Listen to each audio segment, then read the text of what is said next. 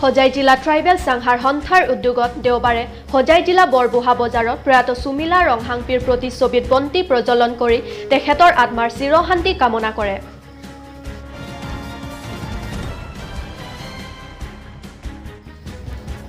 অসম বিধানসভা নিৰ্বাচন 2021 চনৰ কাৰ্বি আংলং জিলাৰ 4খন বিধানসভা সমষ্টিৰ ডিফুগক কলেজত অন্তিম ফলাফল ঘোষণা কৰা হয়। নমস্কাৰ, আজিৰ প্ৰাইম টাইমলৈ সকলোকে স্বাগতম জনাই ষ্টুডিঅ'ৰ মজিয়াত মই মঞ্জিৰং পিপি। হোজাই জিলা ট্ৰাইবেল সংঘাৰ সন্থাৰ উদ্যোগত দেওবাৰে হোজাই জিলা বৰবুহা বজাৰত প্ৰয়াত সুমিলা ৰংহাংপিৰ প্ৰতিচ্ছবিত বন্তি প্ৰজ্বলন কৰি তেখেতৰ আত্মাৰ চিৰশান্তি কামনা কৰে।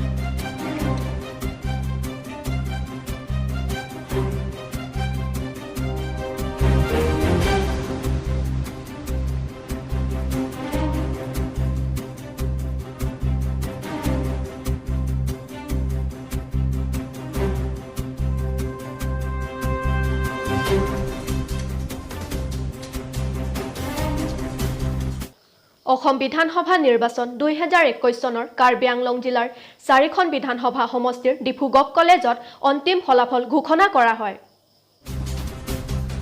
অসম বিধানসভা নিৰ্বাচন 2021 চনৰ কাৰ্বি আংলং জিলাৰ 4খন বিধানসভা সমষ্টিৰ অন্তিম ফলাফল ঘোষণা। 17 নং বোকাজান বিধানসভা সমষ্টিৰ বিজেপি প্ৰাৰ্থী ডক্টৰ নুমল মমিন জয়।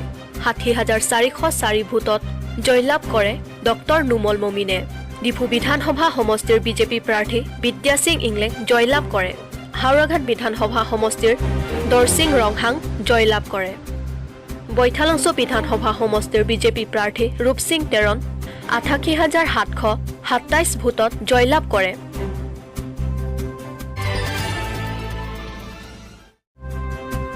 কাৰ্বি আংলং সাহিত্য শাখিত পৰিষদৰ 14 নং কৰকান্থী পৰিষদীয় সমষ্টিৰ অন্তৰ্গত চামেলাংছৰ জনস্বাস্থ্যকাৰী কৰি বিভাগৰ পানী যোগান আঁচনি বিকল হৈ পৰাত যথেষ্ট অসুবিধাৰ সন্মুখীন হ'বলগীয়া হৈছে অঞ্চলবাসী ৰাইজে। সেয়ে আমাৰ এই প্ৰতিবেদনৰ জৰিয়তে অতি শীঘ্ৰে বিকল হৈ পৰা পানী যোগান আঁচনি নিৰ্মাণ কৰি দিয়াৰ বাবে অনুৰোধ কৰে স্থানীয় চৰকাৰক। আজিলৈ ইমানে। ষ্টুডিঅ'ৰ মজিয়াৰ পৰা মই বিদায় লৈছোঁ। চাই থাকিব নিউজ 24 কাৰ্বি আংলং।